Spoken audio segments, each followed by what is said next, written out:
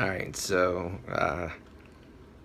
I'm making a challenge video from the hospital.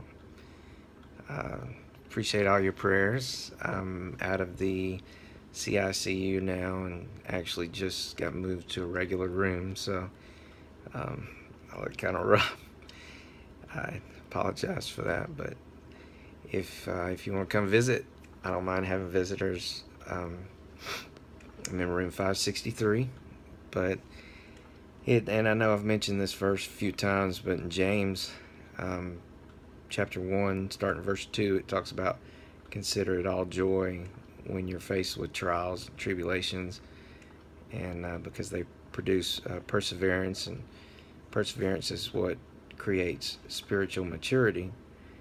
And, unfortunately, it goes on and says that if you doubt, if you need wisdom, you ask for wisdom, you'll get wisdom. It's all about faith. It's all about living a life where when you ask for things and ask God to carry you through these trials and tribulations, and you have faith that He will, then He does.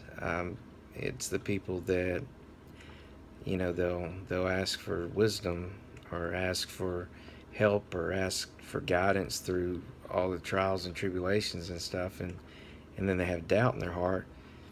Then the lack of faith is it compares like being tossed around in the ocean by the waves. And unfortunately, that's what a lot of people do. And this has been a really an eye-opening experience over these last 2 weeks. Um, you know, it's definitely been a test to my faith and my family's faith, friends, and people I'm close to. But it's never stop having faith. I know God has a reason. I know that he being all knowing, he knows nothing surprises him, so he knew it was going to happen. He allowed it to happen, but you have to remain faithful, and that's what I've continued to do. And um, I feel a lot better. I just got to get where I'm back to myself and see what the growth is as far as spiritual maturity on the other side of this. I know a lot of people say, "Well, God's trying to tell you slow down," and I acknowledge that. I know I stay going constantly, and I try to fix people, and I understand that, but the key is just being faithful. You can try to guess all you want what God's doing with you. You can try to guess all you want what lesson God's trying to teach you. But until you remain faithful to the end and remain faithful and persevere through the trial and tribulation, and then be patient to let Him reveal what it is He wanted to teach you, then you're just guessing.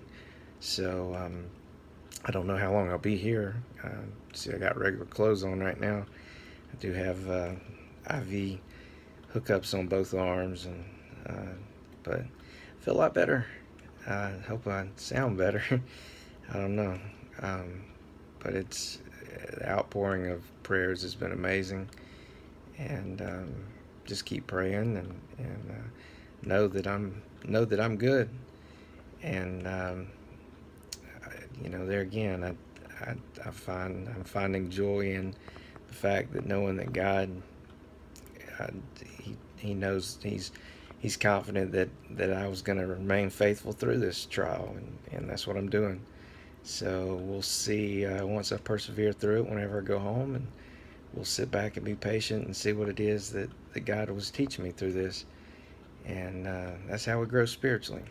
So challenge you to read it though, James chapter 1, starting verse 2, and just you'll learn from trials and tribulations, and God will God will always be there to carry you through it. I promise. Sometimes it doesn't feel like it. I mean, there was a couple days ago, it was so rough. Um, you even being a pastor, it's sometimes you say, okay, God, why? Why are you doing this? Why are you allowing this to happen to me? You start letting doubt creep in, and you can't do that. So we're human, but so that's the first thing we want to do. But I'm here to tell you, just stay faithful and just let Him carry you in His arms, and I promise you it'll be wonderful on the other side. So keep persevering. Love you guys, and I'll talk to you soon.